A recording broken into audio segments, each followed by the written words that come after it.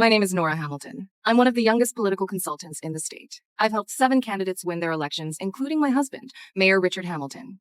Our marriage is a political alliance, but I didn't care because I loved him. I even thought he loved me back. For 10 years, I wrote his speeches, designed his strategies, and cleaned up every dirty mess. I wasn't just his wife.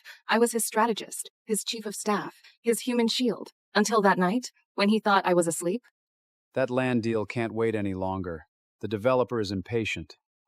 I'll handle Nora. The less she knows, the better. He didn't realize I stood in the corridor for a long time. In my hand was a cup of warm milk for his sleep. The milk turned cold. I didn't knock. I just turned back to the bedroom. When he came back that night, I feigned sleep. He tossed and turned, breathing heavily, never touching me. In the dark, I lay, staring at the ceiling. How did I find out? It wasn't just one night. It was a steady buildup. The municipal park redevelopment proposal suddenly appeared on the council agenda without a public hearing. The last page was signed, Office of Mayor Hamilton, his signature. And as his campaign manager, I had never seen this document. The mayor instructed it personally. He said it doesn't need to go through the campaign team. I hung up, my fingers trembling. In his study, I unlocked his safe using his birthday. No cash, no jewels, just an appraisal and construction blueprints. The land was worth 10 times the park. The developer was Atlas Group. Its owner, Peter Sterling, was Richard's college roommate. I alerted no one. I locked the safe, put the chair back, went downstairs, and poured Richard a cup of coffee. Nora, is tonight's fundraiser ready? It's ready. I love you. I replied to him, I love you too. I love you too. But this time, I was lying. The fundraising dinner was held at the mayor's mansion. Crystal chandeliers, a champagne tower, a string quartet. The room was packed with local tycoons, developers, and union leaders. I wore a dark blue gown, my hair swept up, wearing the pearl earrings my mother left me. I stood by Richard's side, smiling, shaking hands, receiving praise. No one knew that inside my bag was a voice recorder with the conversation Richard and I had in his office this afternoon. I thought I'd talk to him privately after the dinner. I even rehearsed my opening line. Richard, I know about the park. We can raise funds another way without sacrificing public green space. I wanted to give him a chance. He was my husband, the father of my child, the man I chose 10 years ago. I didn't want to ruin him. I just wanted him to turn back. Then I saw Peter Sterling enter the ballroom. He wore a white suit, hair slicked back, holding a glass of whiskey. He walked up to Richard. They hugged and patted each other on the shoulder. Mr. Mayor, you're looking good tonight. Wait until you see the donation numbers. You'll look even better. They laughed. That smile made my stomach tighten. Not out of disgust, but because I recognized it, a smile of victory, of knowing the whole cards. And their whole card was me. Holding my champagne glass, I walked out onto the balcony. The wind was strong, blowing my styled hair into disarray. I stood by the railing, looking at the roses in the mansion's garden. Spring had just arrived. The buds hadn't bloomed yet, tightly curled like clenched fists, like my clenched fists. Someone walked over. It was Emily Chen, political reporter for the City Daily. She asked for my thoughts on the city park redevelopment project. How much do you know? I didn't answer, but asked her instead. I know someone in City Hall received developer donations, and that the proposal bypassed public hearings. But I don't know who's behind it. You know, don't you? I neither nodded nor shook my head. I knew she was testing me, but I didn't have time to play a journalist's games. Thank you all for coming tonight. This city needs every single one of us. Your husband is incredible.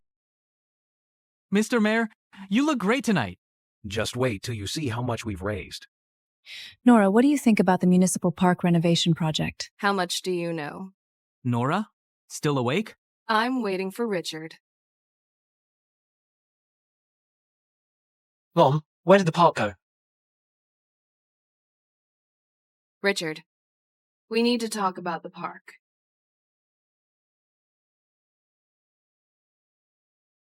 Nora, how much of that did you catch? Your study has terrible soundproofing. The developers can't wait when it comes to that land.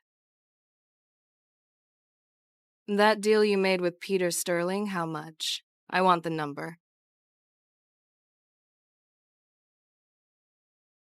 Nora, this city needs money. Hospitals, schools, roads, they all cost. A park is a luxury we can't afford. A public green space isn't a luxury, it's a citizen's right. You said that during your campaign. That was just campaign rhetoric. I am not your voter. I'm your wife. You have no right to keep this from me. What do you want? To go public? You know what will happen if this comes out. My political career will be over, and so will yours. Our son will be judged because of us. Do you want him to go through that? Nora, think it over. Give me your answer tomorrow morning.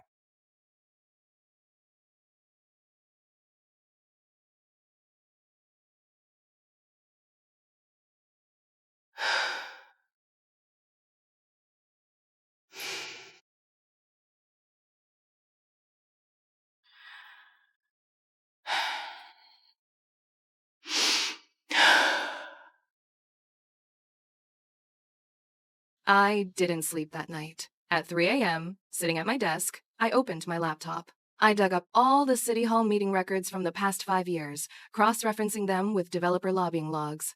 Atlas Group had made the highest frequency and amount of political contributions, almost always timed right before the votes. This wasn't a coincidence. It was a complete chain of interest. I highlighted every donation and related proposal timestamp in red.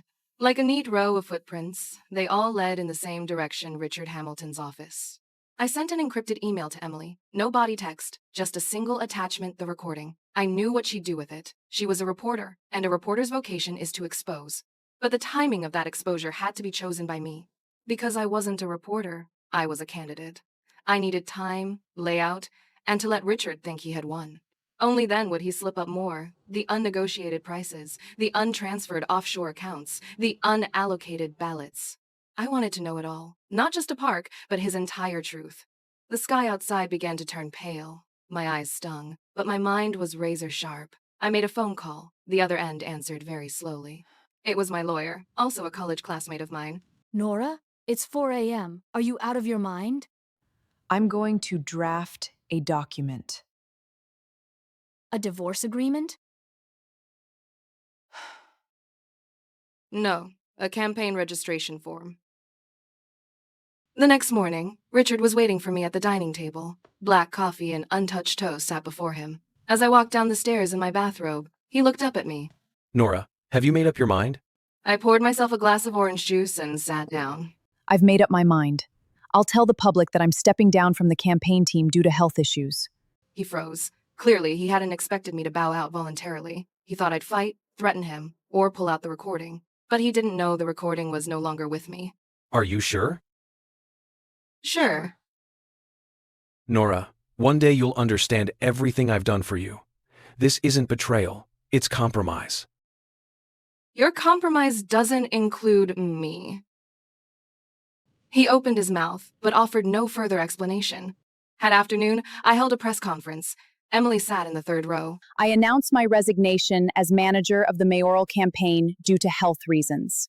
When reporters pressed for details, I declined to answer. After the conference dispersed, Emily followed me into the restroom. I've received the recording. What else are you planning to do?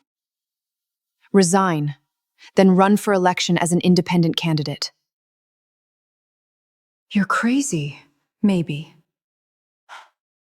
I resigned from Richard's campaign team. After the news broke, my phone blew up. Friends, colleagues, journalists, total strangers all asking why. Some said I betrayed my husband. Others said I was out of my mind. I gave them nothing. Nora, someone tried to intercept that encrypted email you sent. The IP address traces back to City Hall's internal network. Your husband is already onto you. I wasn't surprised. That IT director Richard brought in 3 years ago, no public academic record, but a resume packed with cybersecurity certifications. He was Richard's spy. I didn't delete the email. Instead, I backed it up across 6 different cloud servers and set an automated delay timer.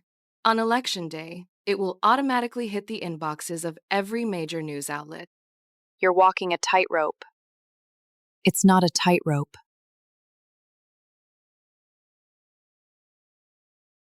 I'm defusing a bomb. The red wire, the blue wire. I can't cut the wrong one. My election registration was approved. Independent candidate, nonpartisan. The campaign office is in the basement of the community center. $200 a month, no AC, no windows, just a rusted iron door.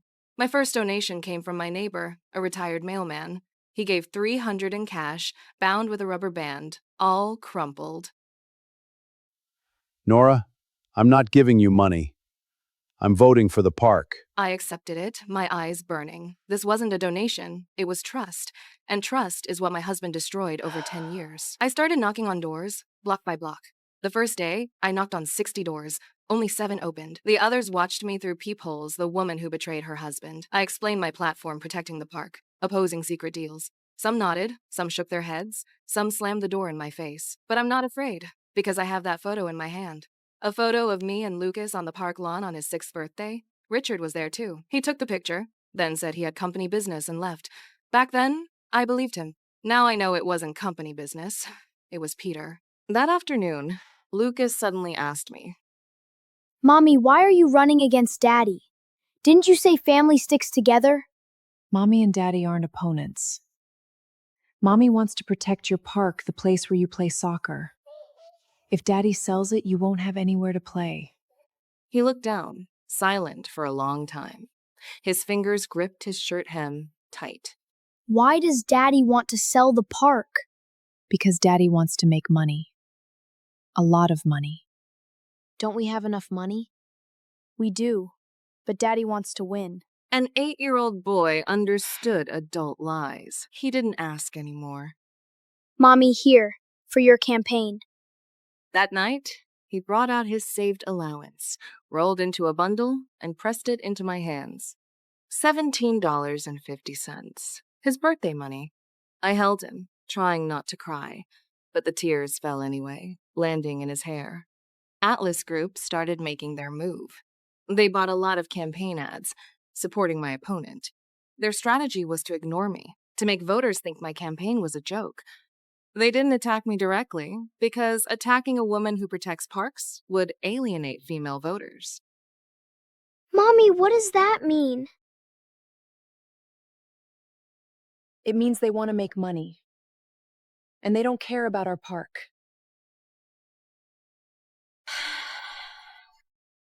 Then they're the bad guys. No, they have their own considerations. But they have to think about everyone, can't just look at one side. What they have to think about is the people. He didn't fully understand, but he remembered the leadership has to think about everyone. There are things he doesn't understand yet, but he'll grow up, and I'll always be there to tell him what's right. Peter Sterling sent someone to my campaign office, not to stir up trouble to negotiate.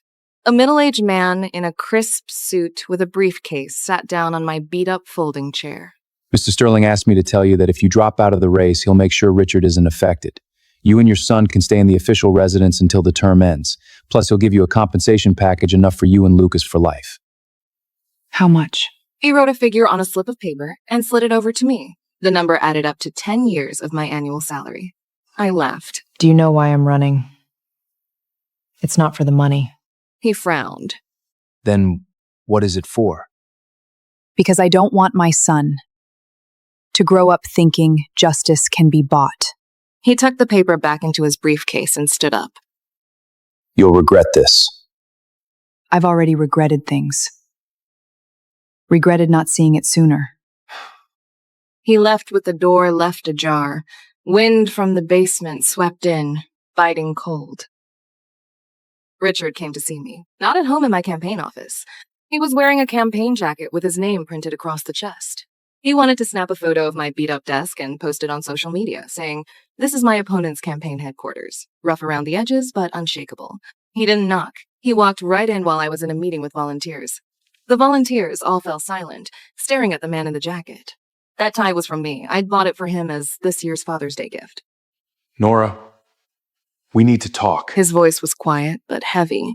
I told the volunteers. Give us a minute. They stepped out, leaving just the two of us.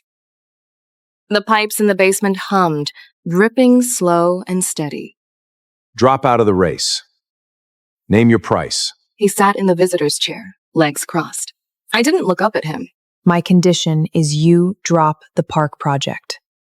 He stood up and stepped closer. That's not going to happen. Nora, there's no way back.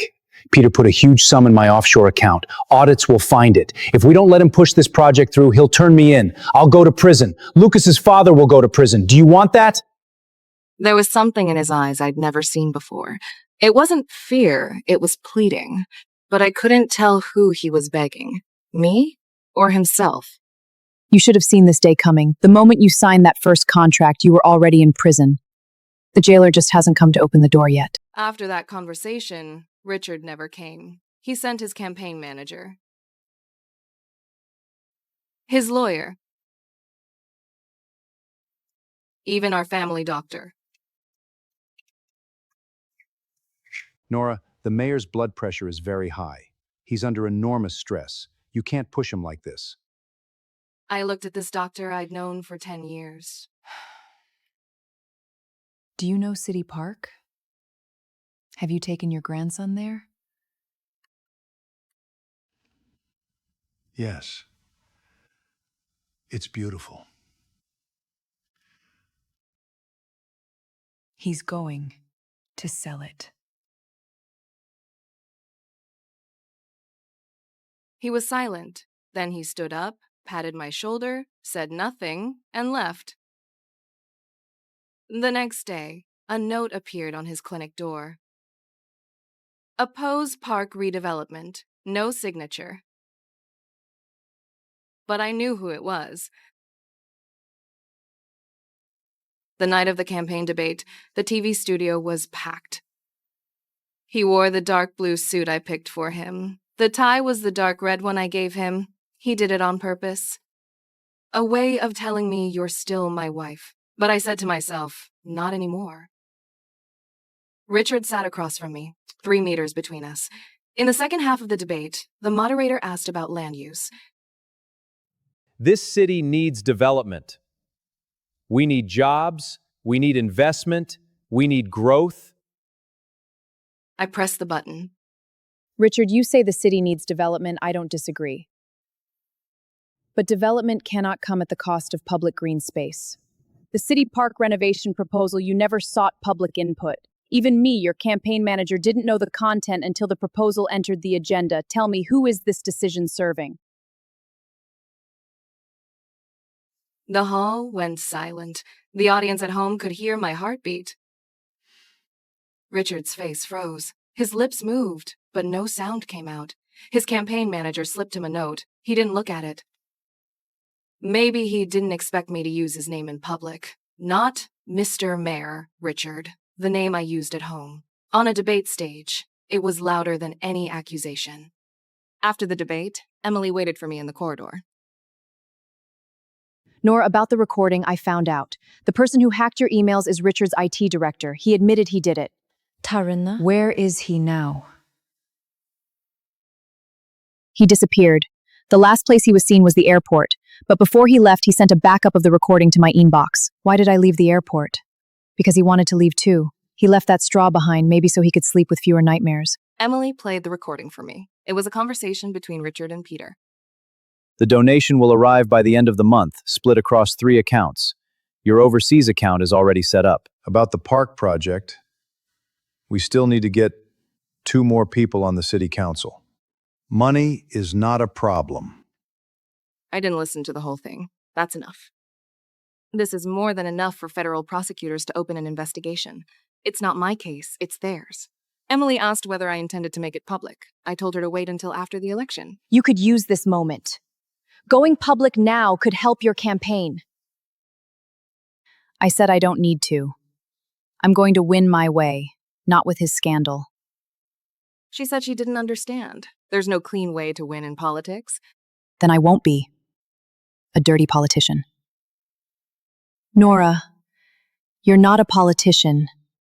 You're a warrior.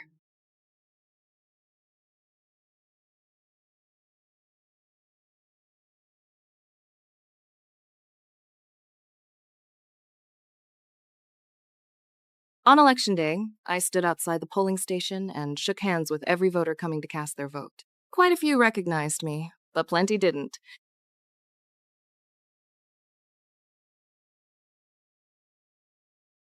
An elderly woman hobbled over with a cane and said she'd come specifically to vote for me. She had lived here for 40 years.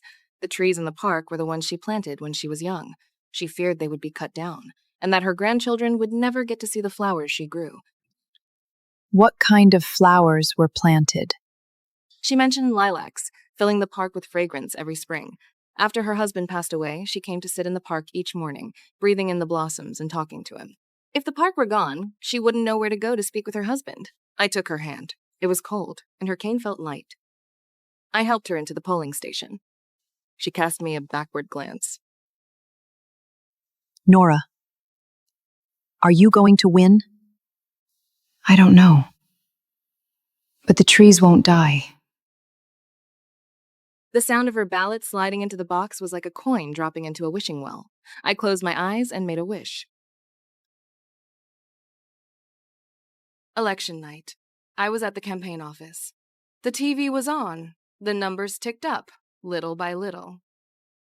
I was behind, but not by much. Lucas had fallen asleep on the couch, wrapped in Emily's coat.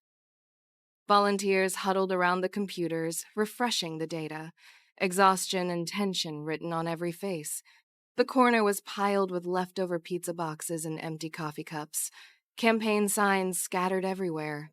For the first time, the basement felt warm like somewhere other than home. Richard's campaign headquarters was across the river. His numbers were ahead, but I knew he wouldn't be smiling. Because he knew win or lose, he'd already lost this family. 11 p.m. The vote count was over. I lost. Not a blowout. 5 percentage points. 53,000 to 48. Close. But close still means losing. I picked up the phone and called Richard. Congratulations. You lost with honor, Nora. I said it wasn't honor. It was principle. He didn't say anything else. He hung up. The dial tone rang in my ear for a long time before I put the phone down. I didn't cry. I hugged every volunteer and thanked them. Thank you for walking these months with me. You mean more than any victory. Mom, did you win? No. But the park is safe. He barely understood winning or losing in politics, but he knew the park remained. He nodded and fell back asleep. 3 days later, Emily published the audio recording on the front page of City Daily. The headline read, "Mayor confirmed taking bribes, FBI steps in." The paper arrived at the door during breakfast. Lucas picked it up first. He couldn't read the headline, but he recognized his father's name. What's wrong with Dad? Dad did something wrong. And he has to face an investigation. He stared down at the newspaper, tears falling one by one onto the ink, blurring Richard's name completely. Richard was taken away mid-breakfast at home. Lucas was eating cereal when his spoon clattered to the floor. He called out, "Dad." Richard turned to look back, but could not speak. Agents held firm hands on his shoulders. I watched the man in the dark jacket be escorted into the black sedan as it pulled out of our driveway. Lucas knelt to retrieve the spoon for a long time. It sat shallowly wedged in the wooden floor crack, impossible for his small fingers to reach. I knelt down to help him, our hands stacked together. Both our fingers were cold to the touch. The federal investigation dragged on for months. Richard was released on bail, but his passport was taken away. He lived in a downtown apartment. He never came home. Lucas went to see him once a week. He never said much when he came back. I'd ask how his dad was. He'd say okay. There were no pictures of Mom there. I asked him, "Is your dad okay?" He said, "He's thinner. He looks older. I wouldn't know. I hadn't seen him in a long time." Other Atlas Group projects were also implicated. Peter's offshore accounts were frozen. His political donation pipeline was cut off. His lawyers kept negotiating, using immunity as leverage. But the prosecutors wouldn't drop the case. An anonymous whistleblower provided more evidence, bank transfers, encrypted emails, even Peter's personal diary. The diary read, "Richard is a greedy fool, but he's the best card we have." No one knew who the whistleblower was. Maybe it was his ex-wife. Maybe his accountant. Maybe someone who woke up in the middle of the night and suddenly found their conscience. I'm no longer the mayor's wife. My name no longer appears in the papers. and TV cameras no longer point at me. I've become an ordinary community organizer, holding weekly meetings with residents to discuss how to protect our park. The meeting space moved from the basement to the park pavilion, and on rainy days, we shift to the community center library. More and more people are coming, not just people I know, but also many unfamiliar faces. People come from other neighborhoods, saying they want to replicate the same model where they live. The park is saved. The city council voted down the redevelopment proposal not because of me, but because of public opinion.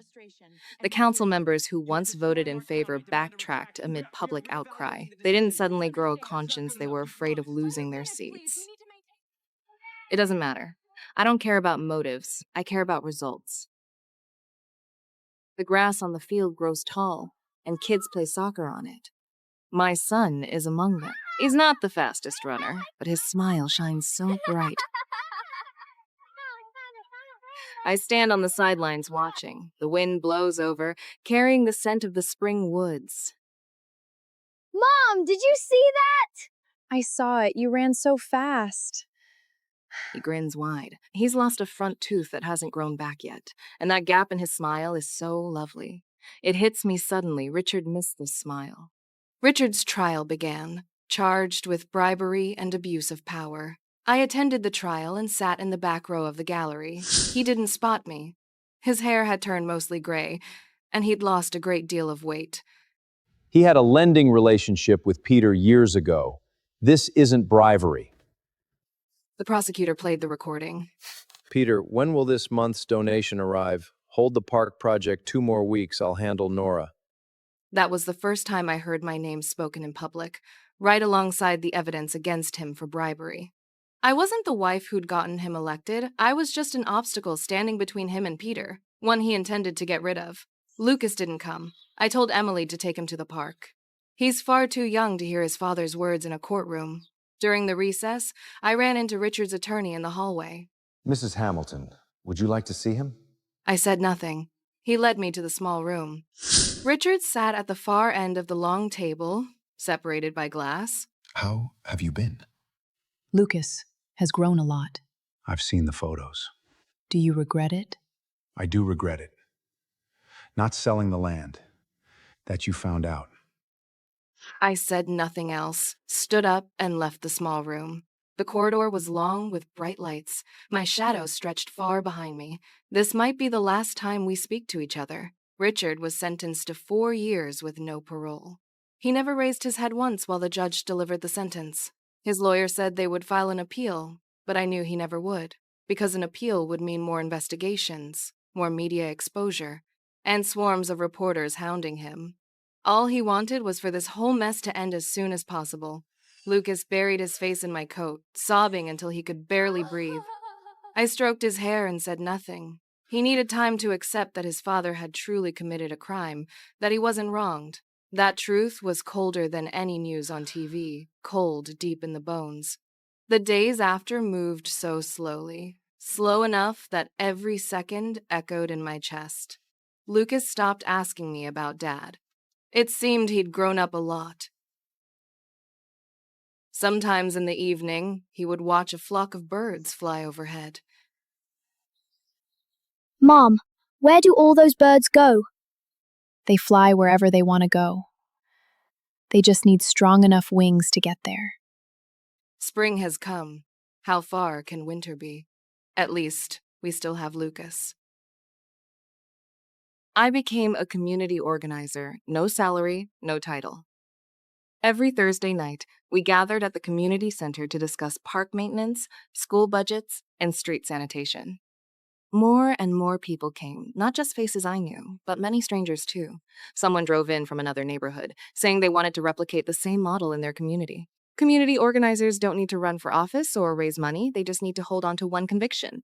This is our city, and we can't hand it over to someone else. I never ran again. Not because I was afraid of losing, but because I'd already won. Not an election, an idea. The park had fresh sod laid down, and the fences repainted. We held a family day at the park. The children painted kites and made crafts. There was a booth for painting reusable bags. Lucas painted a green lawn with a person on it. Who's that? Mom! Mom doesn't have hair? Your hair car is blowing a wind. I crouched down and kissed his forehead. Then I looked up and saw a familiar figure in the distance. It was Emily. She stood there holding her daughter. She didn't come over. I waved at her. She smiled and walked over. Nora, I'm leaving the City Herald. Going to Washington. Be a political commentator? The Washington Post. Continue to cover politics. I held her daughter's little hand and said, "Your mom is going to be great." Lucas asked me, "When is Dad coming back?" I said 3 more years. Lucas thought for a moment and said, When he comes back, I'll probably be in middle school. I said yes. He asked me, Will you still wait for him? I don't know. I'm waiting for him to get out of prison, not to come home. He understood. He didn't press further. Some answers don't need to be spelled out. Time will explain. Richard wrote a letter from prison. It wasn't long. He said he was learning woodworking, that he wanted to make Lucas a chair out of oak. At the end of the letter, he asked, Nora, do you remember our first date? It was also in the park. You were wearing a white dress, sitting on a bench reading. The wind was so strong, your hair kept blowing in your face. You were pressing the pages down, afraid the wind would blow them away. That image, I'll never forget it for the rest of my life. I remember. But that book wasn't mine. I had borrowed it.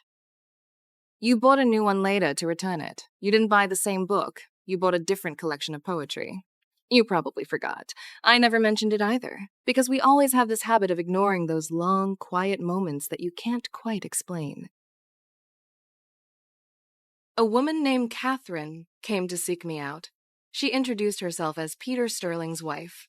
We had never crossed paths before, since Peter almost never took her to public events. She believed I was responsible for Peter ending up in prison. Nora, you put Peter in prison. It wasn't me. It was himself. Our daughter volunteers here. She never knew what her dad's company did. It's too late. No, it's not. I explained that his own choices had led to his downfall. She did not offer any rebuttal. Her daughter volunteered within our community. Catherine later grew into one of the most devoted volunteers in our community. Her daughter visited every Wednesday to teach elderly residents how to operate smartphones. The girl hoped seniors could make video calls to their families right in the community park.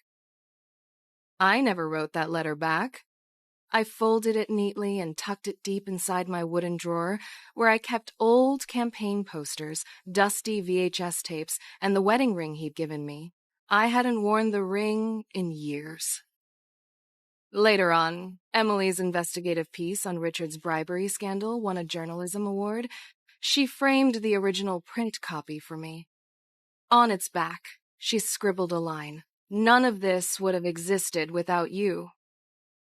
There was nowhere to hang it, so I leaned the framed newspaper on my bookshelf. Sometimes Lucas would stand on tiptoes, reaching up to peek at the print. Mommy, can I look? He'd ask if he could look at it. He couldn't fully understand the words, but he knew his mom looked so tall in that black and white photo.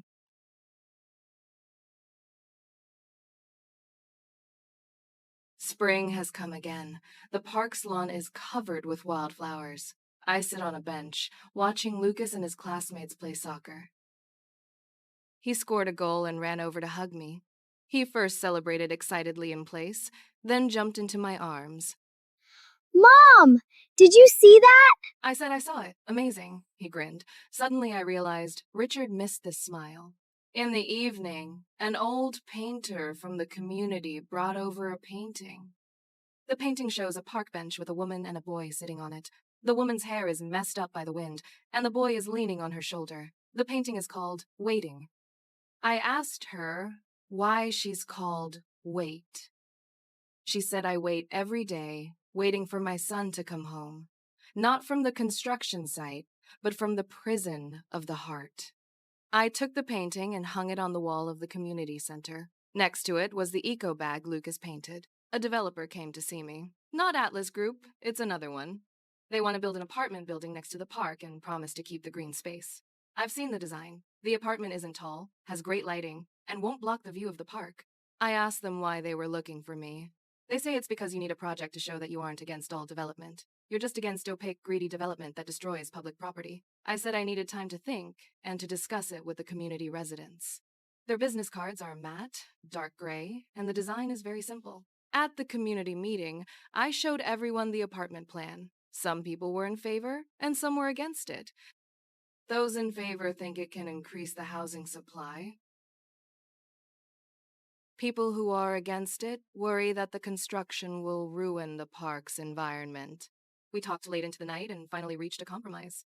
The developer has to promise to protect the trees, ban large vehicles from entering the park area during construction, and provide a certain proportion of affordable housing once it's completed. I wrote these conditions into the meeting minutes and sent them to the developer. The next day, they replied. They agreed. The apartment building was finished. The exterior was a warm brick red, with shops on the ground floor. The park was still there, the green space just as large as before. A few old trees had been preserved. During construction, I went to the site every day. It wasn't that I didn't trust the developer, I just didn't want anyone secretly cutting down trees under my nose. The trees were unharmed. The new saplings were thriving. The kids were already skateboarding in front of the new apartments. Their laughter was loud. Lucas said he wanted to see his father. I drove him there. In the visiting room, Richard wore a gray prison uniform, his hair cut short. He'd lost a lot of weight, his cheeks were sunken, but his eyes were still bright. Nora, thank you for bringing him. You're welcome. He's mine too. Lucas rushed over and threw his arms around him. Richard's tears fell on Lucas's hair. They didn't speak. They held each other for a long time. I sat on the other side of the visiting room, across the table. He looked up at me. When Lucas went out for water, he lowered his voice and asked, Are you still willing to wait for me? I looked at his face, the face that had once been so spirited on the campaign stage. I don't know.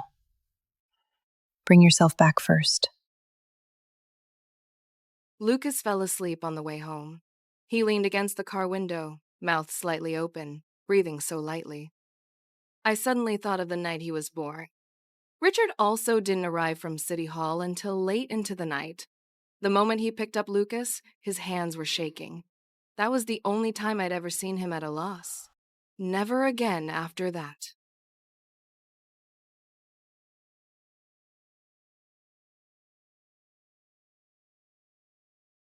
Maybe he lost that moment. Lost it in one late-night meeting after another. Lost it in the glass of wine Peter handed him. I want to help him find it again. But some things he has to pick up himself.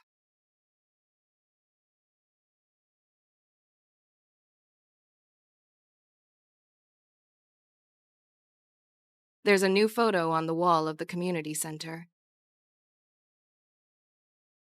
It's a group shot of us volunteers on the park bench, with Lucas standing in the middle, holding that sign that says, "Don't sell our park." The sign has faded, but he's smiling so brightly. I'm in the back row, my hair all messed up from the wind. Emily sent a postcard from Washington, saying she's also involved with community organizing there. On her street, the residents are protesting against cutting down the street trees. She wrote on the back of the postcard, "Nora, one thing you taught me, trees can't talk, but we can speak for them."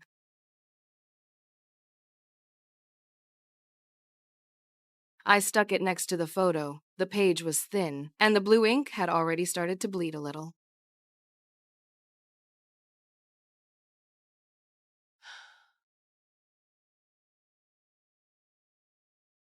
Richard's sentence reduction request was denied, so he'll serve the full 4 years in prison.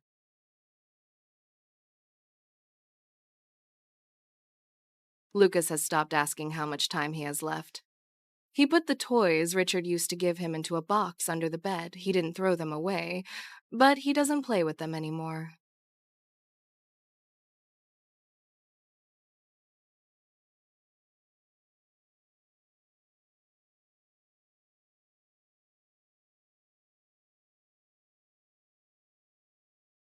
While he was at school, I took a photo of the half-finished chair and saved it on my phone.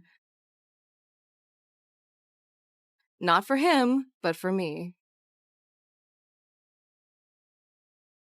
Because we both have to learn to finish the things we started ourselves.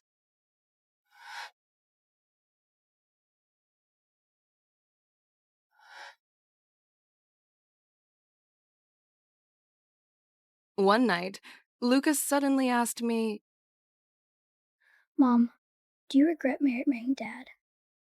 I froze. I had thought about this question many times, but never answered it.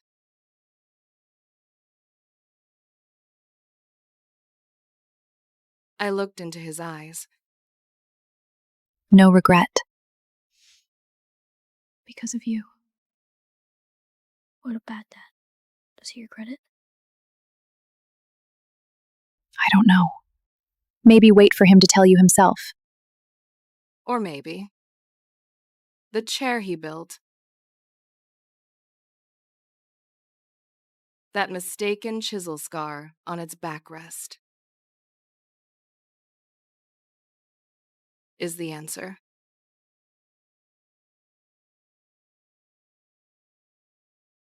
Emily came back, bringing her daughter and husband, claiming it was for a vacation. We were having a picnic on the park lawn. Her daughter chased after soap bubbles, her laughter ringing like bells. Lucas tried to teach her to fly a kite, so clumsy that the string got tangled.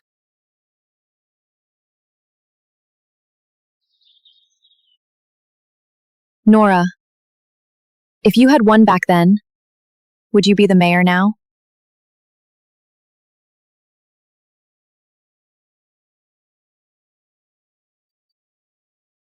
But a mayor has to handle too many things, while a community organizer only needs to handle one. Keep the trees alive. To the trees.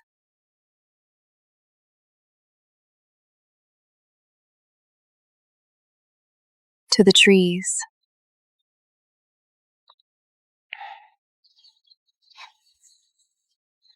Lucas graduated, spotted me in the crowd, and waved hard. Can Dad make it? No, he can't. His eyes welled up, but he didn't cry. He dragged Richard's unfinished oak chair from storage and had it completed. 3 initials carved on the back, crooked but full of unspoken feelings.